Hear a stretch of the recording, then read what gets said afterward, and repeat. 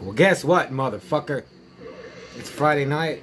Where's my goddamn bottle opener? Shit. Get this beer.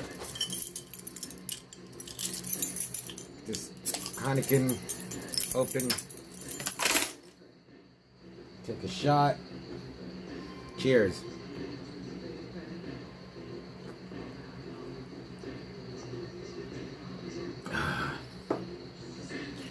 So, I got something in the mail today I really want to show you, but I called you all out on Instagram, but only because I know you all are big action fans. So this one's for Albert and Film Trauma, Corey Stevenson from Podcasting After Dark, Video Massacre, AC Destroyer from Blood Curse, Collection Conquered, Mustachiosaurus, my good buddy Chris, Brian Hammock, Garth, OG Knight Rider, because I know y'all are action fans. And I got the Bruno Mattei triple movie set from Seven Films today. I got Double Target. I got Cop Game. And I got Born to Fight. Blu-rays, special features. None of them have soundtracks, but I mean that would be nice. But the cover art alone on these mothers, like I just could not resist. Just soak that in. But I feel I can't watch them because it's Halloween time. And I also got the Psycho CD, the studio recordings from 1982 to 1986. Psycho is a legendary Boston band, punk, grindcore, noise, metal.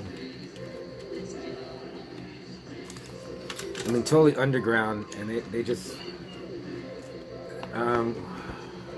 yeah, when I started like really delving into the underground and like really, when I started buying 7 inches, Psycho was, somehow I discovered them. It was through the Bliard comp, I'm pretty sure. And I still have, like, I've purchased so many 7 inches and I've thrown so many away, given so many away. But my Psycho 7 inches are ones that I've always held on to, will always have. Especially the shrunken 7 inch. So, and then we got, I was really like, I got an email that I was getting this today, and then I was talking to my buddy Kyle on the phone, and I was like, holy shit, that package is supposed to come. And usually they leave it by the door, and then I was like, maybe it's in the mailbox, and yeah. But, like, is there really going to be a shark in this, and like a exploding helicopter, another helicopter, there's a helicopter, and yeah, and all of these. It just looks so good, and I want to put them on right now, but I just want to keep the horror thing, the horror train rolling. Okay, I need another. Where's my? Where are you? 'Cause I'm gonna get good buzz on this one. So yeah, I literally just finished watching 1973's Don't Look in the Basement, directed by SF Brownrigg and written by Thomas Pope. Cheers.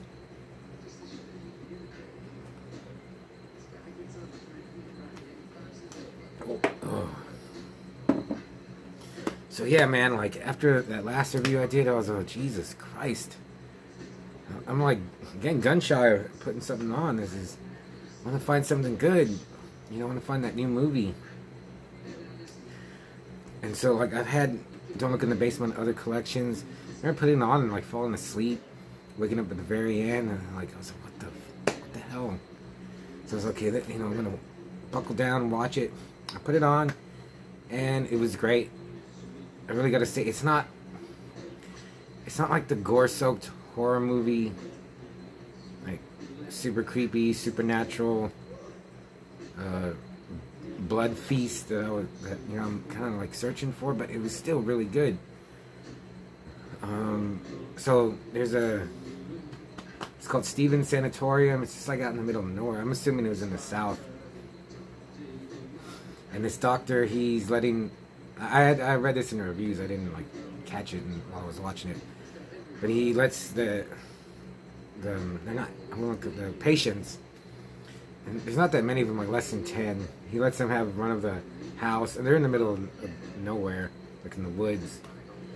And he's like helping one guy there in the yard, and he's like, chop that log, and he's chopping it, and then the guy kills the doctor. He chops him in the head. So his assistant, this other doctor, comes out and like stops him. And like, I was like, Jesus. Well, I mean, he's crazy. Like, I guess he's like legally insane, so they can't do anything to them for killing, right? And then the next day, or maybe that day, a new nurse shows up, Rosie Holitic, and man, she's a ginger. She's just really cute. And I was like, when I saw her, I was like, she looks like a fairy.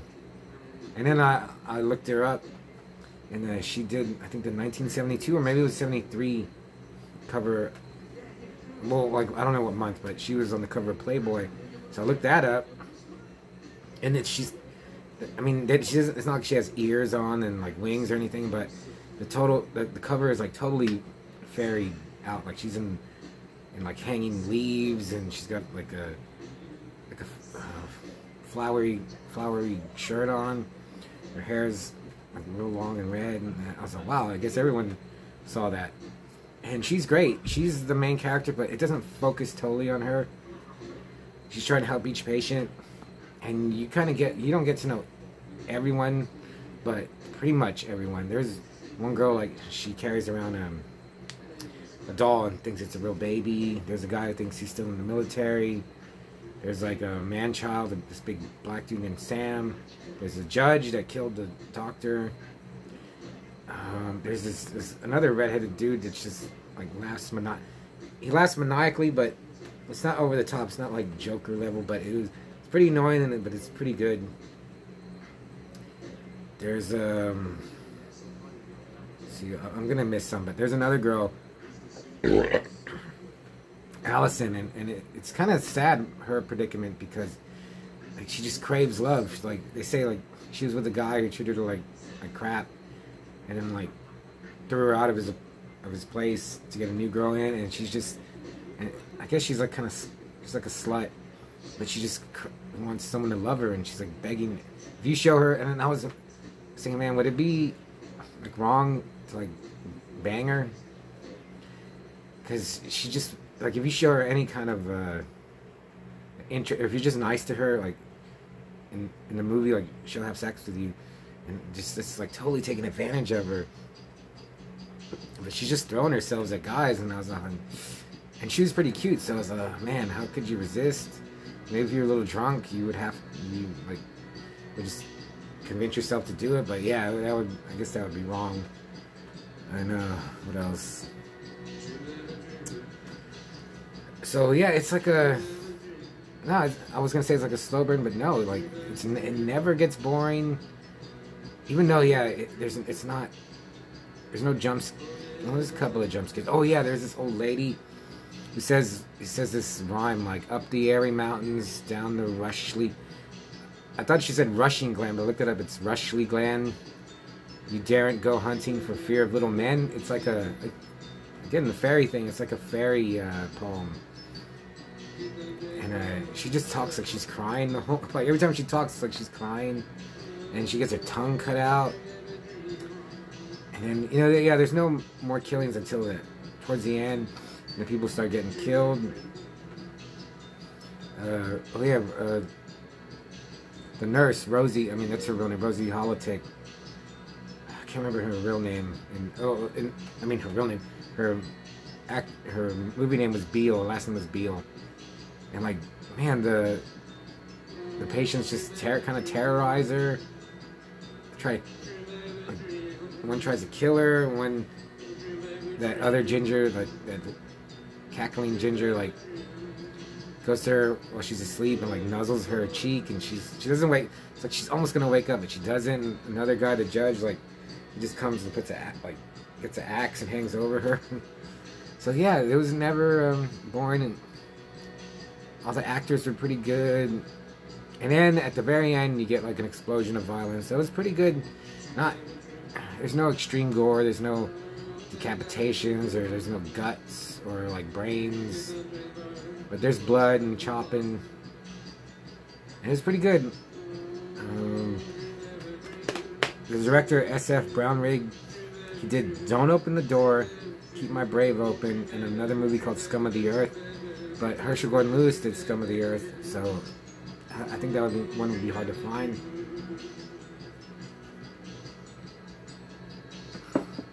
But Keep My Grave Open is on YouTube, so I might watch that. But finally, I'm glad, like, man, you know, comparing this to Maya, man, they're just so different, but still kind of like in the same genre. That's what's great about horror movies. Like, you can make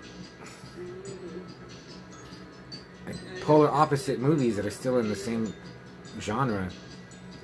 So you probably have Don't Look in the Basement in your collection, and if you haven't seen it yet, watch it. Like, go to Dollar Tree, you can find that collection that I got. Got one more movie on the disc. I can't remember what it's called. Might watch that. But finally, like, and when I put it on, I was thinking, oh, it's not gonna be. Let's see, it's not gonna be Lady Terminator. It's not gonna be Mystics in Bali. It's not gonna be Blade 2. Let me look at my movies. It's not gonna be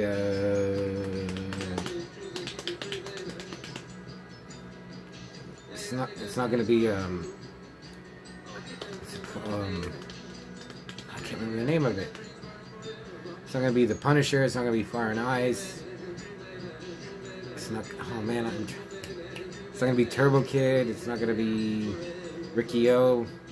But it's still pretty good, and I would watch it again. Definitely would watch it again.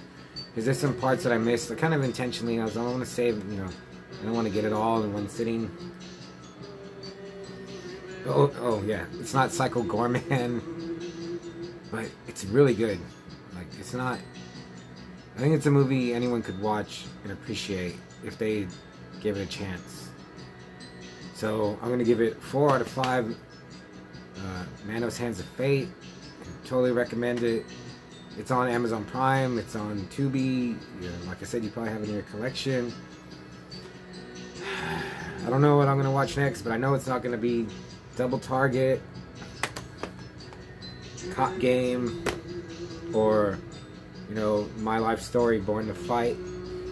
But Don't Look in the Basement. I'm glad I watched it, and great time of year to watch it, so check it out.